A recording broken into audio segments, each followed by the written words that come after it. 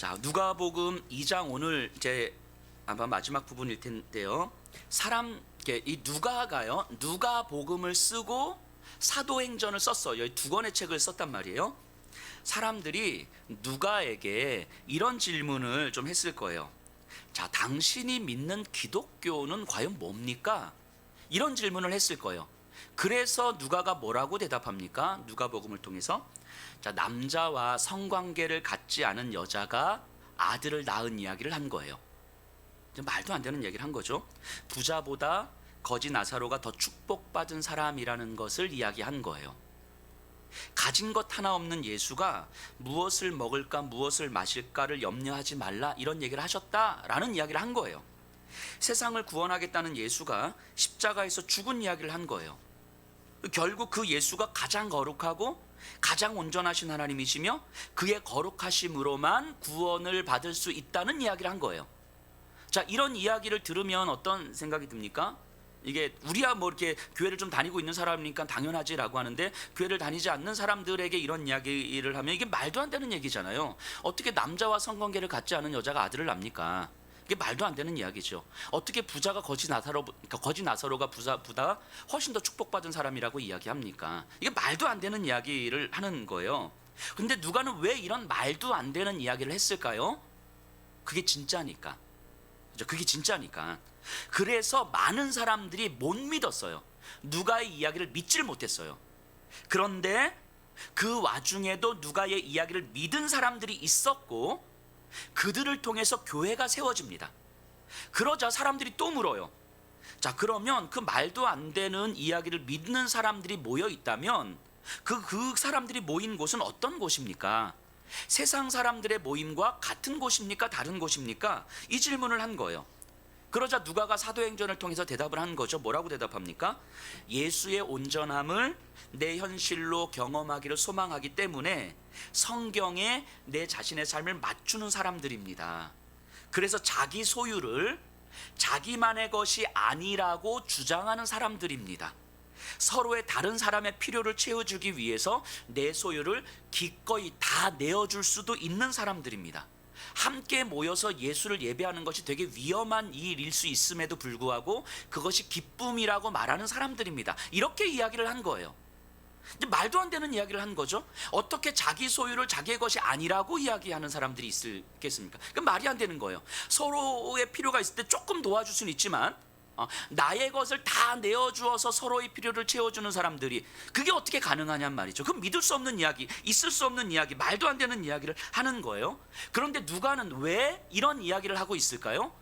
그게 진짜니까. 그게 진짜니까. 진짜로 경험됐으니까. 그리고 그것을 믿었던 사람들이 교회를 세워갔으니까. 이 누가의 이야기가 1세기 이야기인데요, 그로부터 한 300여 년 정도가 지난 후 한 4세기 정도 됐을 때 당시 최고의 설교자라고 불렸던 요한 크리소스톰이라는 사람이 있거든요. 이 사람이 자신이 경험했던 교회, 자신이 봤던 교회에 대해서 이렇게 기록을 하고 있는데, 그 기록을 그대로 한번 읽어볼게요. 아무도 자기 것을 자기 것으로 여기지 않는 천사 같은 단체였다. 아무도 비난하지 않았고 아무도 시샘하지 않았다. 아무도 인색하게 굴지 않았다. 거기에는 교만도 치욕도 없었다. 가난한 사람들은 부끄러움을 몰랐으며 부자들은 거만함을 몰랐다. 이게 4세기 크리스토스톰이 경험했던 교회의 모습이었어요. 그러니까 누가가 이야기한 그 교회의 모습이 진짜였다는 것을 한 300년 정도가 지난 후에도 경험이 된 거죠. 그 사람들이 교회의 명맥을 유지했었고 교회를 성장시켰고 또 교회를 부흥시켰던 거죠. 여러분, 성경 이야기는요 진짜예요. 진짜예요, 진짜. 그때나 오늘 지금이나 동일하게 진짜예요. 사실이라고요. 지금 이 자리에 계신 분들은요, 성경의 이야기를 동화 속 이야기로 듣는 분들이 아니잖아요. 사도행전에 누가가 기록하고 있는 이 이야기, 크리소스톰이 당시에 경험했던 교회의 이야기를 마치 그때는 그랬었고 동화 속 이야기처럼 들리고 오늘 우리는 다르지 이렇게 듣는 사람들이 아니잖아요. 성경의 이야기가 진짜고 오늘 우리에게도 현실이 될 수 있다는 사실을 우리가 믿는 사람들이 이 자리에 지금 앉아 있는 거 아닙니까? 그래서 사람들의 질문에 대한 누가의 대답이 사도행전인데, 이 사도행전에서 나타나는 누가의 대답이 오늘 이 자리에 모인 우리들의 모습이 되기를 정말 간절히 소망해 봅니다. 그 의약품 광고 같은 데 보면요, 의약품이 아닌데, 그러니까 의약품인 것처럼 광고하는 제품들이 좀 있죠. 영양제인데 의약품인 것처럼. 예전에 제가 제품 이름은 정확하게 기억이 안 나는데, 예전에 잇몸약 광고였어요. 연예인이 나와서 이 잇몸약 광고를 이렇게 하는데 막 효과가 있다고 광고를 하는 거예요. 이걸 먹으면 막 잇몸이 낫고 막 치유되고 막. 그래서 식약청에서 그 회사한테 그 잇몸약의 약효를 검증하라는 명령이 내려왔어요. 자, 그럼 어떻게 하면 돼요? 약효를 검증하면 되잖아요. 이 약을 먹고 나은 사람을 얘기하면 되잖아요. 근데 그 회사가 어떻게 했냐면 전량 다 회수했어요. 제품을 전량 다 회수했어요. 왜 그랬을까요? 영양제니까, 의약품이 아니니까. 그러면 생각해 보세요. 그 제품을 홍보한 연기자는, 그 CF 모델 연기자는 그 제품의 효과를 직접 경험한 후에 그 자신의 간증을 이야기한 걸까요? 아니면 자신이 경험해 보지도 못한 것을 연기한 걸까요? 연기한 거죠. 간증이 아니라 연기인 거죠. 자, 우리가 흔히 이런 질문 많이 받으시죠? 그러니까 저도 이런 질문 되게 많이 받거든요. 어느 지역에 좋은 교회 있으면 추천해 주세요. 어디 충청도에, 어디 강원도에, 저기 부산에 좀 좋은 교회 있으면 추천해 주세요. 이런 부탁을 많이 받아요. 자, 근데 병원 소개해 주세요, 학원 소개해 주세요 이러면 그냥 가까운 곳에 가시고, 여기 뭐 가까운 곳에 여러 군데 한번 가보세요 이러면 되거든요. 근데 교회는 그렇게 잘 안 돼요. 그냥 가까운 곳에 한번 가보세요 이렇게 할 수가 없어요. 왜냐하면 진짜인지 가짜인지, 그게 연기하는 건지 간증하는 건지, 생명의 양식인지 불량식품인지 잘 모르기 때문인 거예요. 잘 분별하지 못하면 약을 주려고 했는데 오히려 독을 줄 수도 있기 때문인 거죠. 자, 여러분들은 누군가 교회를 추천해 달라고 하면 무엇을 기준으로 교회를 추천해 주십니까? 시설입니까? 아니면 친교, 뭐 교제 이런 걸까요? 프로그램입니까? 아니면 멋있는 은혜로운 찬양팀인가요? 정말 여러분들에게 좋은 교회란 과연 어떤 교회입니까?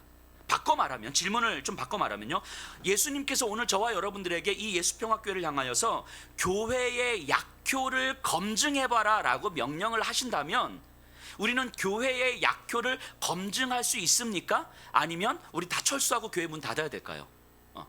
진지하게 우리 이 질문 던져봐야 되지 않겠습니까? 초대교회사를 보면요, 거의 초대교회사에 관련된 글들이 되게 많은데 거의 대부분 다 비슷한 내용들이 나와요.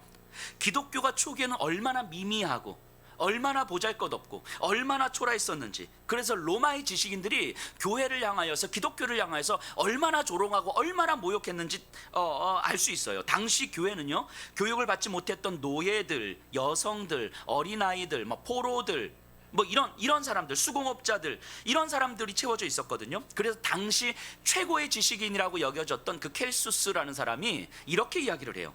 이런 수준의 인간들이 예수를 믿는다면 그 종교의 미래는 암담하다. 실제로 이런 일들이 비일비재했었던 거죠. 그런데 모두의 예상을 뒤엎고 다른 모든 종교들이 다 사라졌어도 기독교는 시간이 지날수록 로마 제국 전역을 넘어서 로마 제국 넘어서까지도 세계에 퍼져나가게 되죠. 교회 성장의 역사를 보면 우리가 정말 말도 안 되는 일들, 합리적으로 설득되지 않는 일들이 계속 일어나요. 그렇게 교회는 세계적으로 퍼져나가게 되죠. 가진 것도 없었고 그 수도 미미했고 힘도 없었던 교회가 어떻게 역사 속에서 복음의 약효를 검증해낼 수 있었을까요? 어떻게 그런 교회가 세상에 복음이 진짜라는 것을 증거할 수 있었겠습니까? 자, 오늘 본문은요, 아주 미미한 출발을 보였던 초대교회가 어떻게 성장하게 되었는지에 대한 누가의 이야기예요. 자, 우리 42절 볼까요? 그들이 사도의 가르침을 받아 서로 교제하고 떡을 떼며 오로지 기도하기를 힘쓰니라. 자, 그들이 나옵니다. 그들은 어떤 사람입니까? 우리 이제 사도행전 2장 앞에 있는 내용들을 우리 생각해 보셔야 되는데, 회개를 하고 세례를 받은 사람인 거죠. 죄로부터 돌이켜서 예수께로 나온 사람들인 거예요. 이거를 회심이라고 합니다. 회심. 즉 회심이라는 건 삶의 주인이 바뀌었음을 깨닫는 거예요. 죄인이었을 때는 세상에 다른 왕을 섬기고 있다가 죄로부터 돌아서서 예수께로 나아갔을 때는 세상의 왕이 예수임을, 내 삶의 주인이 예수임을 깨닫게 되는 거예요. 즉 회심은 내 삶의 주인이 바뀌었습니다라는 것을 고백하는 거예요. 내가 살아가는 세상이 이제는 로마 황제가 다스리는 세상이나 돈이 다스리는 세상이 아니라 예수님이 통치하시는 세상입니다. 세상이 바뀌었습니다라는 것을 깨닫는 일인 거예요. 그래서 인생에 내 삶의 우선순위가 바뀔 수밖에 없음을 깨닫는 거예요. 이게 회심이에요. 회심. 그래서 내 삶의 주인이 원하는 방식으로 내가 살아가는 세상의 그 왕이 말씀하시는 것에 따라서 우리의 삶의 가치가 조정되고 그것에 맞는 삶의 방식으로 변화되어가는 과정에 들어가는 것, 이게 회심이에요. 회심. 그러니까 회심이라고 하는 건 단순한 감정이나 열심의 문제가 아니에요. 막 마음이 뜨거워지고 막 눈물이 나고 막 헌신하고, 회심은 이런 차원의 문제가 아닌 거예요. 삶의 주인이 바뀌었음을 고백하는 것, 내가 살아가는 세상이 바뀌었음을 고백하는 것, 내 삶의 가치가 조정되어서 변화되는 과정에 들어서는 것, 이게 회심이지요. 결국 참 교회는요, 진짜 회심을 경험한 자들의 모임이죠. 참 교회는 진짜 회심을 경험한 자들의 모임이에요. 또 이곳에서 회심을 경험하게 되는 모임이에요. 회심의 증거와 변화의 간증이 있는 모임, 그게 교회죠. 그게 복음의 능력이고 복음의 약효인 거죠. 자, 그들이 모여 있어요. 42절 다시 한번 보세요. 그들이 모여서 나타내는 특징이 4가지가 나오거든요. 사도의 가르침을 받아 서로 교제하고 떡을 떼며 오로지 기도에 힘쓰니라. 자, 가르침, 교제, 떡을 댐, 기도, 요 4가지 특징이 나와요. 오늘 가르침과 교제에 대한 이야기를 할 텐데요. 떡을 떼는 건 예배를 의미합니다. 예배, 이제 성찬을 의미하기 때문에 예배를 의미하는 거고요. 기도는 말 그대로 기도하는 거고요. 자, 사도의 가르침이란 예수님의 삶과 가르침이잖아요. 오늘날에는 성경이죠. 성경. 모여있는 사람들은요, 무엇보다도 먼저 예수 이야기에 생명이 있다고 믿는 사람들이었어요. 예수 이야기가 아니면 어디에서도 이 생명을, 참된 생명을 찾을 수 없다고 믿었던 사람들이에요. 그 말씀을 통해서, 성경을 통해서 살아계신 예수님은 지금도 다스리고 계신다는 것을 믿는 사람들인 거예요. 세상 어디에서도 찾을 수 없는 소망이 성경 안에, 하나님의 말씀 안에 있다고 믿었던 사람들인 거죠. 그러니까 교회로 모인 회심한 사람들은 성경을 배우고 성경으로 생각하고 성경으로 일상을 해석하고 성경으로 살아내려고 몸부림치는 사람들이었어요. 어떠한 경우에도 성경보다 앞서지 않으려고 자신을 깨뜨리는 사람들이 바로 이 사람들이었어요. 그러니까 이들은 분명히 알았죠. 교회는요, 오로지 하나님의 말씀 위에만 세워져야 한다는 사실을 알았어요. 하나님의 말씀이 아닌 다른 것에는 결코 교회가 세워져서는 안 된다는 사실을 알았던 거죠. 그래서 성경을 올바르게 가르치고 올바르게 배우지 않으면 어느 순간 너무나 합리적이고 너무나 상식적인 방식으로 교회가 존재하게 된다는 사실을 아는 거예요. 자, 세상에 익숙한 사람들이요, 세상의 상식에 비추어 교회를 세워간다면 어떤 일이 벌어집니까? 더 이상 교회는요, 결혼하지 않은 여자의 몸에서 태어난 예수를 믿지 않아요. 세상의 상식에 비추어 교회가 존재하게 된다면요, 그런 교회는요, 결혼하지 않은 여자의 몸에서 태어난 아기 예수를 믿지 않는 거예요. 상식적으로 이해할 수 없는 십자가의 죽음의 이야기를 믿지 않게 되는 거예요. 예수의 이야기는 상식적인 이야기가 하나도 없잖아요. 그런데 교회가 상식적 수준에서 존재한다면 성경에서 말하는 예수의 이야기를 믿지 않게 되는 거죠. 성경의 이야기를 더 이상 믿지 않는 교회가 되어버리는 거예요. 예전에 제가 예전에 있었던 교회에서 이런 기억이 있어요. 예배를 이렇게 드렸어요. 목사님이 설교하시면서 하나님의 모든 것은 하나님의 뜻에 달려 있습니다, 막 이렇게 설교를 했어요. 막 아멘 하고 막 찬양도 했어요. 그리고 예배 후에 당회가 이렇게 모이는데 거기서 막 싸우는 거예요. 소리가 막 들려. 이렇게 막 싸우는 거예요. 막. 네가 잘했는 내가 잘했는 막 싸우는 거예요. 서로 잘못 막 지적하면서. 왜 그럴까요? 성경을 안 믿는 거예요. 성경을 믿으려고 하질 않는 거예요. 성경을 듣기는 하지만, 성경에 아멘을 하기는 하지만, 성경의 이야기를 아무리 들어도 성경이 내 생각과 삶을 다스리지 못하는 거예요.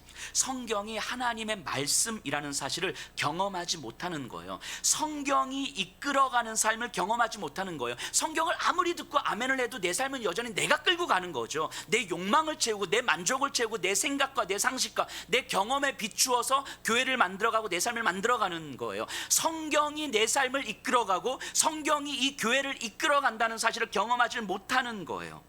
그런데 누가는 분명히 이야기합니다. 믿는 사람들은요, 회심을 경험한 사람들은요, 그렇게 교회로 모인 사람들은요, 성경 안에서 길을 찾고 성경 안에서 소망을 찾고 성경 안에서 존재 이유를 찾았다고 이야기하는 거예요. 그렇다면 오늘날 우리들의 교회는 사도행전의 교회와 다른 교회입니까? 같은 교회잖아요. 교회는요, 오로지 성경 위에 세워져야 돼요. 교회의 모든 이야기는 성경의 이야기를 따라가야 되는 거예요.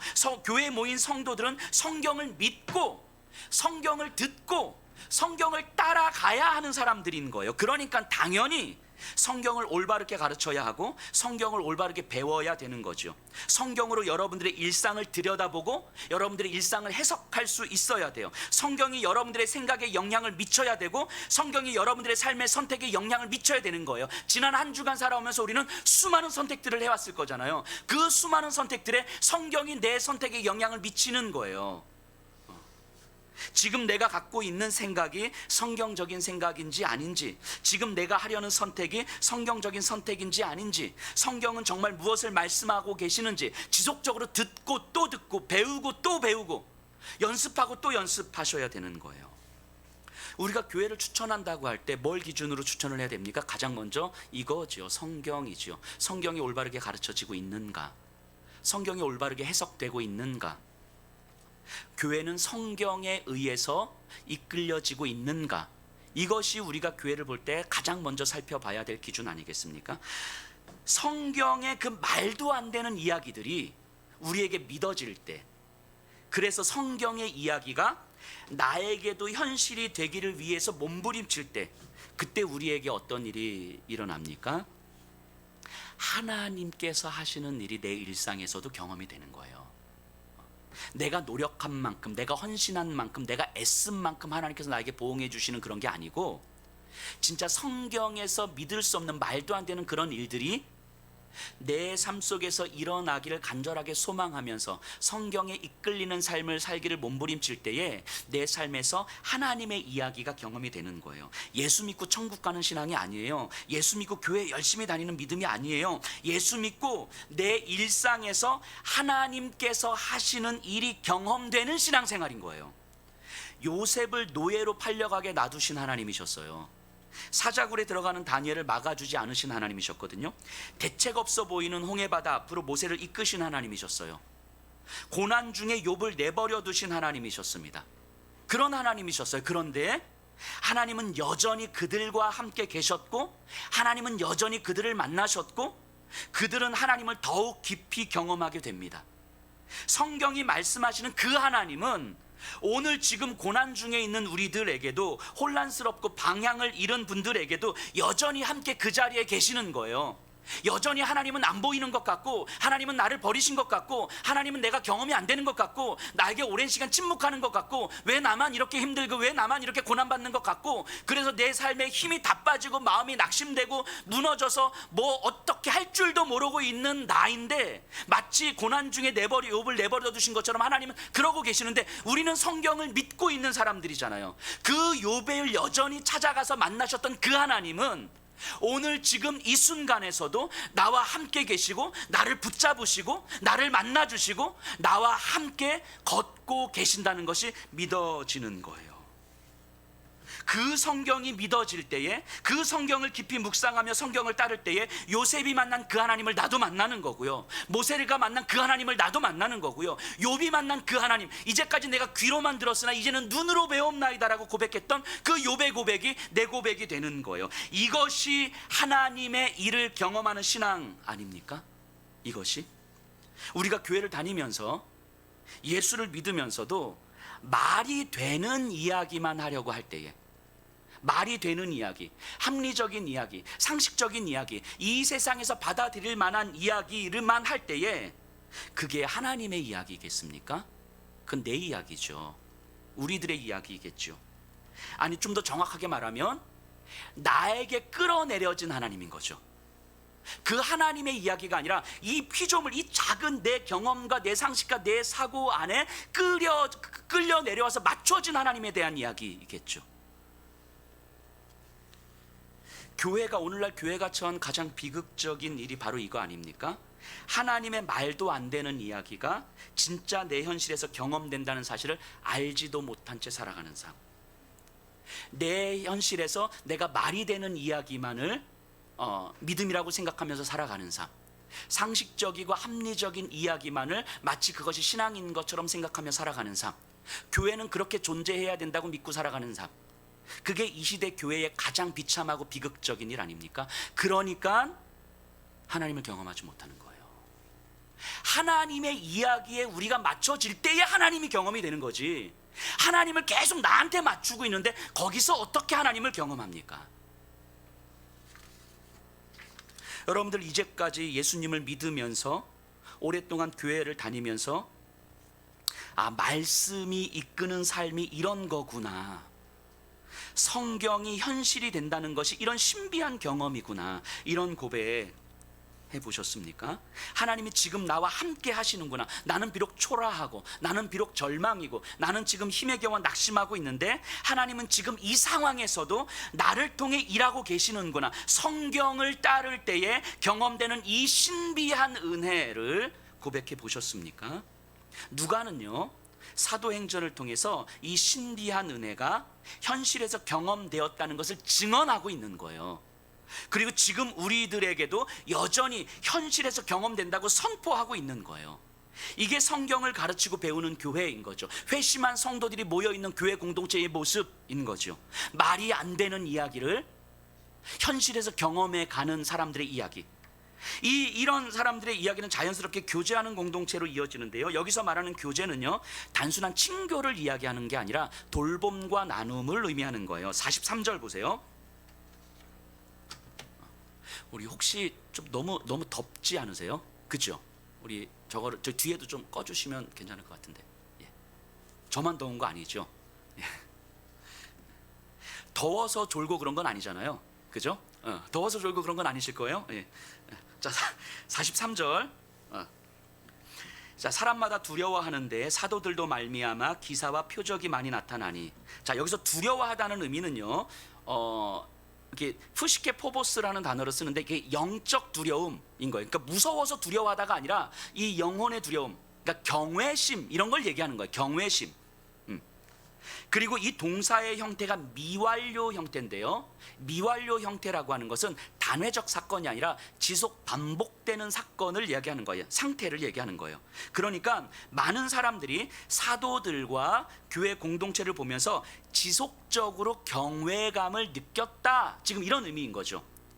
지속적으로 경외감을 느꼈다는 건 어떤 사건, 어떤 행동을 본 것이 아니라 사도들과 성도들의 삶의 모습을 보는 거죠. 일상을 살아가는 그 삶의 모습, 어떤 구체적인 행위가 아니라 삶의 모습인 거예요. 자, 성경을 믿고 사는 사람들의 삶의 모습이 경외감으로 비춰졌다는 건데요, 그 구체적인 모습이 다음에 잘 나타나요. 44절 45절입니다. 믿는 사람이 다 함께 있어 모든 물건을 서로 통용하고 또 재산과 소유를 팔아 각 사람의 필요를 따라 나누어 주며. 자, 이 장면을 보면서 좀 많은 분들이, 야, 사유재산을 다 공동체에 내어놓고 않고 살아가는 그 모습을 상상하기도 하는 것 같아요. 모든 재산을 다 팔아야 되는 것처럼, 마치 북한 사회처럼 공동 소유하고 배급하는 것처럼. 그렇지는 않아요. 사람들은 여전히 자기 사적 소유를 가지고 있었고요, 사적 소유 자기 집에서 자기 떡을 떼면서 예배를 드리고 구제를 하기도 했어요. 이 말씀의 의미는 뭐냐면요, 본문을 자세하게 보면 다 함께 있어 물건을 통용하고 팔아서 나눠주며, 요게 다 동사인데요, 동사가 다 미완료 시제로 되어 있어요. 자, 미완료 시제가 어떤 의미라고요? 단회적 사건이 아니라 지속 반복되는 상태를 얘기하는 거예요. 그러니까 한 번에 팔아서 가난한 자들에게 나눠줬다 이런 의미가 아니라, 공동체에 필요한 사람이 나타나면 그때 되면 너나 할 것 없이 십시일반으로 형편껏 가진 것을 팔아서 필요한 사람들에게 나눠줬다는 거예요. 그냥 지속적으로 반복적으로. 그러니까 자기 재산을, 사적 소유를 다 가지고 있는 거예요. 하지만 마음으로는 내 사적 소유가 언제든지 공적 소유인 것처럼 살아가는 사람들인 거죠. 그래서 공경에 처한 형제 자매를 보면 언제든지 자기의 것을 내어줄 준비가 되어 있었던 사람들, 이것을 의미하는 거죠.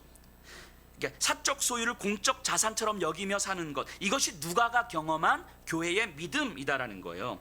자, 회심을 하고 성경을 배우고 성령의 은혜 아래 있을 때 공동체 안에서요, 어느 순간 눈에 잘 띄지 않았던 사람들이 눈에 띄기 시작하는 거예요.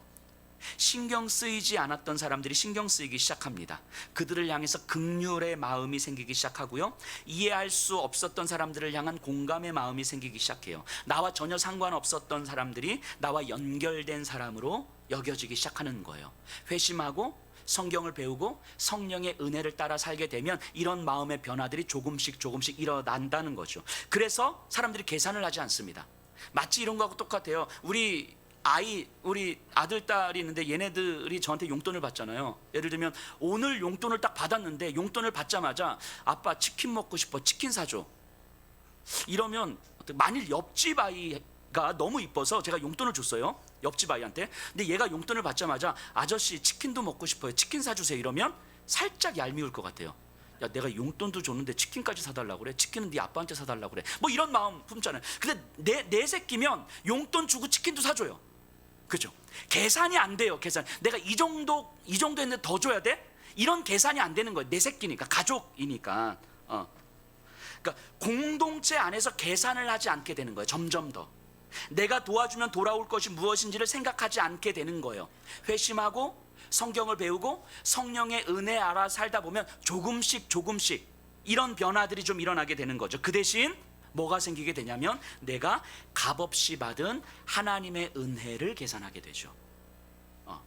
자신이 내가 사랑에 빚진 자라는 것을 알게 되는 거예요. 그러다 보면 내가 가진 소유가 내 것이 아니라 하나님으로부터 위탁받은 것이기 때문에 내 소유를 내 마음대로, 내 욕망대로 사용할 수 없다는 사실을 고백하게 되고요, 성령께서 이끄시는 대로 사용하게 되는 거죠. 이게 내 사적 소유를 공적 자산인 것처럼 살아가는 공동체의 모습인 거죠. 그래서 회심한 성도들은요, 교회 안에서 자발적으로 자기 소유를 나누었던 것이고, 공동체 안에서 결핍이 있는 사람들을 돌보았던 거예요. 자, 45절을 보세요. 또 재산과 소유를 팔아 각 사람의 필요를 따라 나눠주며. 자, 각 사람이 원하는 대로 가져갔다가 아니라 필요한 만큼 가져갔다라고 돼 있어요. 자, 이게 의미하는 바가 뭐냐면요, 뭐 예를 들면 이렇게 생각해 보세요. 이 공동체 안에 있는데 저한테 정말 100만 원이 너무 필요한 거예요. 이게 제가 너무 힘이 들어서 100만 원이 필요한데 공동체로부터 100만 원의 도움을 받았습니다, 제가. 그런데 공동체 안에 다른 사람, 더 곤궁한 형제 자매들이 보이기 시작해서 내 필요는 100만 원이지만 내 필요를 절제하는 거예요. 내 필요를 절제하고, 그래서 50만 원 정도로 내 필요를 채워보고 인내하는 거죠. 그리고 조금 더 곤궁한 형제들에게 이것을 좀 더 나눠주는 삶을 살아가는 거예요. 이게 필요에 따라 나눠주었다라는 의미인 거예요. 마치 이런 거하고 좀 비슷할 것 같아요. 우리가 성찬식을 한다고 했을 때, 성찬식을 이렇게 한다고 생각해 보세요. 빵 한 덩어리를 가지고 이제 나누는 거예요. 이쪽부터 시작해 가지고 조금씩 떼어서 먹는 거예요. 쭉 다 돌아서 제일 마지막 우리 하은이한테까지 오는 거예요. 빵 한 덩어리를 가지고. 이렇게 성찬식을 한다고 생각해 보세요. 자, 하은이한테 빵이 남아 있을까요, 없을까요? 제가 예전에 청년 사회 갈 때 이런 식으로 성찬식을 많이 해봤거든요. 사람이 많든 적든 빵 크기를 똑같이 해도요, 제 경험적으로요, 마지막 사람이 먹을 때요, 정말 거의 대부분 반 이상이 남았어요. 반 이상이. 왜 그럴까요? 앞에 있는 사람들이 뒤에 있는 사람들을 생각해서 조금씩 떼는 거예요. 조금씩. 그리고 이쯤 가면 이제 많이 떼어 먹기 시작해요. 많이 남았네? 이러면서 마지막 사람이 먹을 때 한 반 정도가 남아 있어요. 자, 그런데 이런 일이요, 돈에 대해서도 가능해지는 거예요. 그러니까 이 본문은요, 단순히 구제를 많이 하자, 돈을 내라, 이런 이야기를 하는 게 아니에요. 성도 한 사람 한 사람에 대한 깊은 사랑에 대한 배려를 이야기하는 거예요. 필요에 따라 나눴다라고 하는 것은, 눈앞에 곤궁한 형제가 있는데 그 형제를 보면 어떻게 저 형제를 돌볼 수 있을까를 공동체가 함께 고민하고 방법을 찾아가는 거예요. 그러다 보면 공궁을 당한 형제 또한 다른 사람을 배려하는 모습으로 점점 더 변해가는 거예요. 나한테 얼마 필요해요? 가 아니라 나한테 이만큼이 필요하지만 내 삶을 최대한 절제하고 더 필요한 사람들에게 흘려보낼 수 있는 모습들, 이게 공동체가 필요에 따라 나눠주었다라고 이야기하는 거예요. 도움이 정말 필요하지만 더 필요한 형제를 돌보고 배려할 줄 아는 공동체, 이런 공동체의 모습이 사람들로 하여금 경외감을 불러일으켰다라고 이야기하는 거예요. 이건 돈의 문제가 아니잖아요.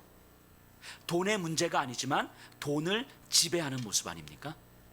지난주에 제가 그 북한 사역을 준비하시는 분들에게 성경을 강의하고 왔잖아요. 제 산속에 있는 작은 기도원인데, 이제 공부하시는 분들이 저하고 함께 공부하고 또 식사도 준비하고 또 공부하고 뭐 이러는 거예요. 근데 제가 갈 때는 보통 이제 제가 있는 그 시간 동안에 한 주간 동안에는 식사 비용을 제가 다 드려요. 고기도 좀 좋은 거 이제 사서 드리고, 그래서 이렇게 한 주간 동안 이렇게 먹는데, 이번에도 이제 가려고 준비를 하는데 저는 진짜 아무 말도 안 했거든요, 누구한테도. 근데 이제 성도님들 몇 분이서 음식을 준비해 주신 거예요. 음식을 이렇게 반찬, 뭐 불고기에 등갈비에 뭐 장조림에, 그리고 기본 밑반찬에 찰밥까지 이만큼 준비해 주시고, 또 어떤 성도님은 과일을 준비해 주시고, 어떤 성도님은 누룽지를 이렇게 준비해 주시고, 어떤 분은 또 전화 주셔가지고 이번에 가실 때 자기가 고기를 좀 대접해 드리고 싶다고 해서 돈을 보내주시고, 그래서 다 싸가지고 가서, 이 짐이 엄청 많았거든요. 가방이 이렇게 한 4개, 4박스 이렇게 된 것 같아요. 이게 가니까 그분들이, 목사님 집에서 쫓겨난 건 아니시죠?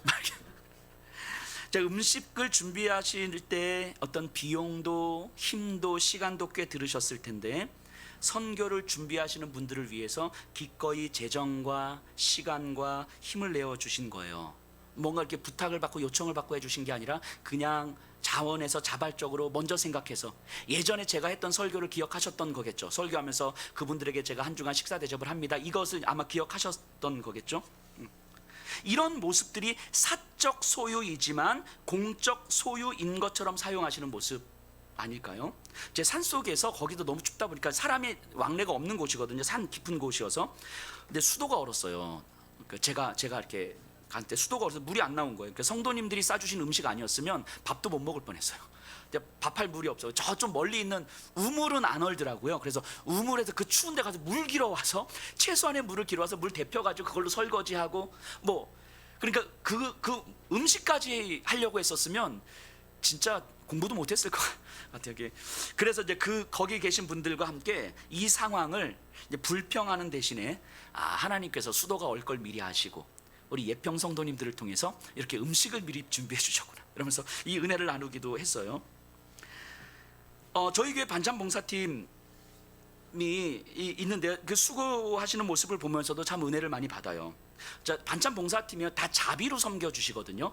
막 비품, 뭐 반찬 그릇 이런 걸 이제 교회 재정으로 준비하지만, 반찬 재료 사고 이런 건 다 자비로 하시거든요. 제가 여러 번 권면을 좀 드렸어요. 교회 재정으로 하시자고. 이게 만만치 않으니까 교회 재정으로 반찬 봉사 하시자고. 그런데 극구 사양을 하시는 거예요. 처음 시작했을 때 반찬이 필요하신 분들을 위해서 자발적으로 섬기는 것이 그렇게 기뻤다는 거죠. 그리고 이 기쁨을 계속 누리고 싶으신 거예요. 그래서 계속 자비로 섬기고 계시는 거죠. 또 어떤 분은 재정적으로 넉넉하진 않은데 반찬으로 섬기는 그 기쁨을 누리고 싶어서 자신이 아르바이트를 해서 그 돈을 벌어서 그걸 가지고 반찬으로 섬겨주시기도 하고요. 여러분들, 이런 모습들이 상식적으로 이해가 되는 모습입니까? 말이 되는 이야기인가요? 이런 이야기들이? 그런데 이런 것들이 사적 소유를 공적 소유인 것처럼 사용하는 모습 아니겠습니까? 세상이 볼 때에는 이해가 안 되는 모습인데 설명할 수 없는 경외감을 불러일으키는 모습 아니겠습니까? 2년여 정도 어떤 반찬을 도움을 받으신 분이 계셔요. 이분은 예수님을 모르시는 분인데 딸이 7살인데 딸을 데리고 오셨어요. 딸을 데리고 오셔서 뭐라고 말씀하셨냐면, 내 딸은 이렇게 좋은 분들하고 함께 있었으면 좋겠어요. 이러면서 딸을 아침에 교회 데려다 놓고 가셔요. 그래서 지금 우리 아이들 예배, 하사랑부 예배 드리고 있거든요. 어쩌면 이런 게 경외심 아닐까요? 뭐 이렇게 봉사하는 분들이 있다, 이렇게 봉사 이런 걸 이야기하는 게 아니에요. 회심한 자들의 공동체, 성경을 따르려는 공동체에서 일어나는 변화를 이야기하는 거예요. 나도 넉넉하지 않은데, 나도 가난한데, 내 삶도 초라한데, 그런데 내 환경과 조건과 상관없이 사람이 보이기 시작하는 거예요. 그 사람의 필요가 보이기 시작하는 거예요. 곤궁한 형제들이 보이기 시작하는 거예요. 그리고 그 필요를 채우고 싶은 마음의 변화가 일어나는 거예요. 분명 내 삶은 자랑할 만한 삶이 아니고, 내 삶은 세상이 볼 땐 초라하고 보잘것없는 삶인데, 그런데 신적 능력을 지니고 있다는 그 돈의 힘을 무력화시키는 신앙의 모습 아닙니까? 돈의 세력을 무너뜨리는 이 신앙과 삶의 모습 아니겠습니까? 돈의 힘을 무시할 수는 없지만 돈의 힘을 넘어서 사랑으로 살아가는 신앙의 모습 아니겠습니까? 우리 성도님들 안에서 서로의 필요를 채우기 위해서 애를 쓰시는 분들이 계셔요. 그게 적게는 뭐 5천 원이든 만 원이든, 많게는 뭐 10만 원이든 20만 원이 돼서 우리 성도들 사이에서 정말 어려우신 분들, 필요하신 분들을 이렇게 알게 모르게 채워가시는 분들이 꽤 많으시거든요. 이런 모습이 돈이 있어서 내가 이런 거 하고 있어, 이런 게 아니죠. 그런 걸 이야기하려고 하는 것이 아니라, 우리도 가난해요. 어떤 청년이 그랬는데, 목사님 우리 교회는 부자는 없는 것 같아요. 그치, 부자들은 목사님 설교 듣기 힘들 것 같아요. 그래서 저희 교회 부자가 그렇게 없어요. 다 비슷해요. 다 고만고만합니다. 자, 그런데 그럼에도 불구하고 내가 가진 것이 얼마나 있느냐 없느냐와 상관없이 사람이 보이기 시작하고, 그 곤궁함이 보이기 시작하고, 내 마음의 변화가 일어나기 시작하고, 그랬을 때 내가 얼마를 내어주냐 아니, 이거와 상관없이 그 하나님의 마음이 나를 이끌어가는 삶을 살아가는 것, 그 한 걸음 한 걸음 걸어가는 것, 내가 얼마를 많이 가지고 있느냐가 아니라 그 하나님과 함께 동행하는 삶을 살아가는 것, 거기서 우리는 하나님을 경험하는 거 아닙니까? 보잘것없던 초대교회가 모두의 예상을 뒤엎고 세계에 퍼져나갔던 역사가 이러지 않았습니까? 그래서 초대교회 성도들이 믿음 참 좋았다, 참 잘했다, 그들 칭찬받을 만하다, 이런 거 이야기하는 게 아니잖아요. 그들은 칭찬받을 만한 게 하나도 없었고, 초라했고, 보잘것없었고, 사람들에게 손가락질을 먹었고, 욕먹었고, 수치를 당했고, 그런데 그런 그들을 통해서 세상은 경외의 심이 불러일으켜지더라는 거예요. 이렇게 초라한 인생을 통해서도 하나님은 얼마든지 하나님을 드러내실 수 있겠구나, 나는 고난 가운데 왜 나만 이렇게 절망과 고난을 살아가야 되는지 모르겠다고 그렇게 원망하며 탄식하고 있는데, 이런 나를 통해서도 하나님은 충분히 하나님의 일을 하시는구나, 나는 아무것도 아닌데 누군가는 나를 보면서, 누군가는 우리 교회를 보면서 경외심을 갖는 거겠구나. 그래서 내 딸은, 내 자녀는 이런 좋은 사람들하고 함께 있었으면 좋겠다고, 내 딸은 이런 사람들처럼 컸으면 좋겠다고, 세상이 교회를 바라보는 경외심 아닙니까? 요셉의 하나님이 그랬고, 모세의 하나님이 그랬고, 욥의 하나님이 그러셨던 거예요. 초대교회의 하나님이, 또 오늘 우리의 하나님이 바로 그 하나님이신 거예요. 그 하나님을 경험하는 곳이 교회고, 그 교회 안에 모여 있는 사람들이 성도들이죠. 북한을 품은 사역자들에게 제가 성경을 가르치잖아요. 그런데 저는 항상 느껴요. 그분들 앞에서 제가 성경을 가르친다는 것 자체가 얼마나 과분한 일인지. 그분들을 보면요, 정말 성경을 두렵고 떨림으로 대해요. 성경 한자 한자에 내 모든 신경을 곤두세우면서 성경을 들어요. 내 모든 일상에 하나님의 뜻에 내 삶을 맡기려고 끊임없이 몸부림을 칩니다. 자신의 안위는 항상 뒷전으로 밀어버리는 삶을 살아가요. 이분들은 굳이 북한을 품지 않아도, 그곳을 가려고 하지 않아도 되는 사람들임에도 불구하고 자신의 모든 안위를 다 버리고 그곳에 들어가려고 준비하시는 분들이에요. 분들이잖아요. 그런 분들 앞에 성경을 가르치는 자로 서기에는 제가 너무 초라한 거예요. 제 믿음이 너무 초라한 거죠. 그래서 그분들 앞에서 성경을 가르칠 때 내가 얼마나 믿음이 좋은지, 내가 얼마나 헌신하는지, 내가 얼마나 열심을 내는지 이런 이야기를 할 수가 없어요. 할 수가. 창피해서. 그분들 앞에서 열심을 낸다는 것 자체가 창피해서 그런 얘기를 할 수가 없어요. 그렇기 때문에 그분들 앞에서는 제 자신을 드러낼 일이 전혀 없습니다. 그래서 오직 있는 시간 내내 하나님의 말씀만 이야기하는 거예요. 성경만 이야기하는 거예요. 성경 안에서 하나님이 어떤 분이신지, 성경에서 드러난 하나님의 일이 어떤 것인지, 그 하나님께서 우리의 삶에 어떻게 경험될 수 있는지, 이 하나님에 대한 이야기밖에 할 수가 없는 거예요. 그런데 그것이 더 큰 은혜가 되더라는 거예요. 그것이 더 큰 감동이 되더라는 거예요.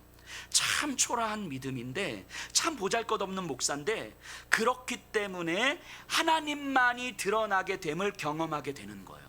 그래서 내가 할 수 있는 모든 에너지를 다 쏟아붓고 나오지만 그 하나님이 드러나시는 일이 너무 큰 은혜였기 때문에 그조차 감사할 수 있는 거죠.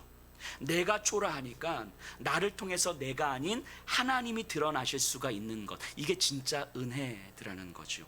바울이 이야기한 것처럼 우리의 약함을 자랑한다는 것이 무엇인지 이제 조금 알게 되는 것 같아요. 자, 여러분들도요, 자랑하시려면 여러분들이 약함을 자랑하세요. 내가 얼마나 가난한지 알아? 뭐 이런 거 자랑하세요. 내가 얼마나 몸이 아픈지 알아? 우리 가정에서 맨날 부부싸움, 얼마나 많이 부부싸움 하는지 알아? 뭐 이런 거 자랑하세요. 괜찮아요, 집사님 자랑하세요. 이 얘기했더니 일부 예배 마치고 어떤 분이 저한테 오셔가지고, 목사님 저는 완전 자랑덩어리예요. 여러분들의 약함을 자랑하시면 다 들어드릴게요. 그리고 여러분들의 고난, 슬픔, 절망, 좌절, 그 자리에서 만난 하나님을 자랑하시는 거예요. 이게 바울이 내가 내 약함을 자랑한다라는 고백 아니겠습니까? 나를 드러내려 연기하는 교회가 아니고 하나님에 대한 경험을 간증하는 교회. 이런 교회가 회심을 경험한 사람들의 공동체 아닙니까? 그리스도인이 되어가는 교회 아닙니까? 이런 교회가 복음의 능력, 복음의 약효를 증명할 수 있는 거 아니겠습니까? 우리 47절만 한번 볼게요. 47절. 하나님을 찬미하며 또 온 백성에게 칭송을 받으니 주께서 구원받는 사람을 날마다 더하게 하시니라. 자, 성경을 잘 보세요. 교회에 사람들이 많아졌다고 이야기합니까? 아니에요. 교인들이 많아졌다고 이야기하지 않습니다. 구원받는 사람이 많아졌다고 이야기하는 거예요. 교회의 목표는요, 더 많은 교인이 아니에요. 얼마나 많은 사람들이 교회에 오느냐가 아니라 전 교인이, 예수평화교회에 얼마나 많은 사람들이 모이냐가 아니라 예수평화교회 전 교인이 회심하는 거예요. 예수평화교회 전 교인이 그리스도인이 되는 거예요. 그래서 우리 교회를 바라보면서, 우리 성도들을 바라보면서, 우리 옆집에 사는 사람이, 우리 동네에 있는 마트 사장님이, 세탁소 사장님이, 우리 앞집에 있는 사람이, 우리 아파트 경비하시는 분들이, 청소하시는 분들이 우리를 보면서 경외심을 갖도록 만드는 거예요. 그게 교회의 목표 아닙니까? 여러분들 진지하게 질문 던져보셨으면 좋겠습니다. 여러분들이 함께 모여있는 교회, 여러분들이 함께 세워가는 교회, 이 예수평화교회는 어떤 교회입니까? 이 교회를 평가하라는 이야기가 아니라 이 교회에 속해 있는 우리 성도로서 우리는 어떤 교회를 소망하고 있습니까? 성경의 이야기를 동화 속 이야기처럼 여기며 세상의 상식과 합리적 사고로 만들어가려고 합니까? 회심과 변화된 삶과는 상관없이 그저 교회에 나오는 그런 교회를 소망하십니까? 세상으로 하여금 어떠한 경외심도 불러일으키지 못하는 그런 교회를 바랍니까? 아니면 누가가 경험했던 이 교회가 지금 이 시대에도 다시 재현되는 그런 교회를 소망하십니까? 연기하는 교회를 소망합니까? 간증하는 교회를 소망합니까? 예수님께서 복음의 능력을 증명하라고 말씀하시면 문 닫고 철수하는 교회를 소망합니까? 아니면 변화와 회복의 능력을 증명하는 교회를 소망합니까? 여러분들은 어떤 교회를 소망하고 있습니까? 어떤 그리스도인의 삶을 소망하고 있습니까? 이 질문에 우리가 성경으로 답을 찾고 성경으로 우리의 삶의 길을 찾아가셨으면 좋겠습니다. 우리 다 같이 일어나셔서